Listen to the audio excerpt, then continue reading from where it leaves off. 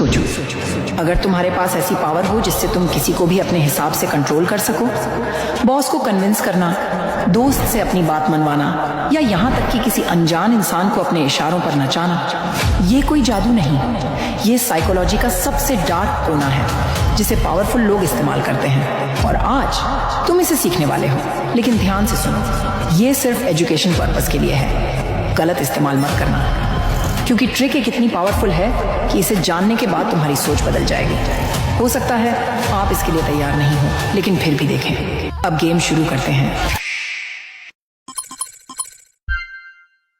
Trick 5, the illusion of choice. क्या तुमने कभी सोचा है कि लोग तुम्हारी मर्जी से डिसीजन क्यों नहीं लेते? क्योंकि उन्हें लगता है कि वो खुद कंट्रोल में है, लेकिन असली एक्सपर्ट उन्हें ऐसी चॉइस देते हैं जिससे वो तुम्हारे हिसाब से ही सोचें। कैसे? मान लो तुम अपने दोस्त से चाहते हो कि वो तुम्हारे साथ बाहर चले।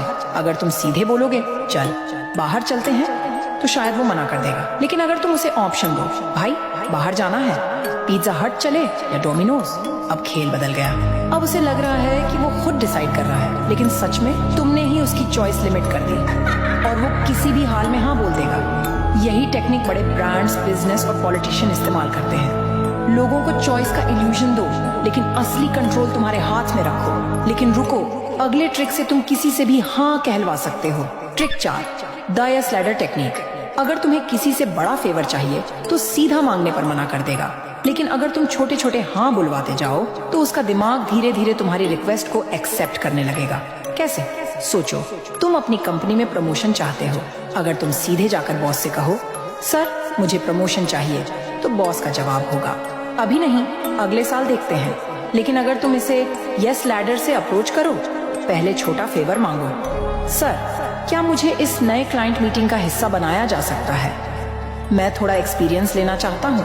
अब थोड़ा बड़ा स्टेप, सर क्या मैं इस प्रोजेक्ट के कुछ एक्स्ट्रा रिस्पॉन्सिबिलिटीज ले सकता हूँ?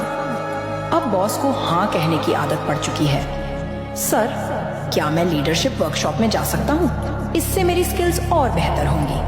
अब आखिरी स्टेप, सर मैंने इस साल एक्स्ट्रा जिम्मेदारियां उठाई हैं, क्लाइंट्स भी खुश हैं, क्या अब मेरी प्रमोशन अप्लाई करने की संभावना बन सकती है?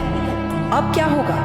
बॉस पहले ही 3 से 4 बार हाँ बोल चुका है, तो अब तुम्हारी प्रमोशन की रिक्वेस्ट पर नहीं कहना मुश्किल हो जाएगा। उसे भी महसूस होगा कि तुमने धीरे धीरे अपनी वैल्यू दिखा दी है और प्रमोशन के लायक बन चुके हो। यही ट्रिक सेल्समैन, पॉलिटिशियन और लीडर्स यूज करते हैं। लोगों को छोटे छोटे हाँ बुलवाने की आदत डालो, फिर बड़ा फेवर मांगो। अगले ट्रिक से तुम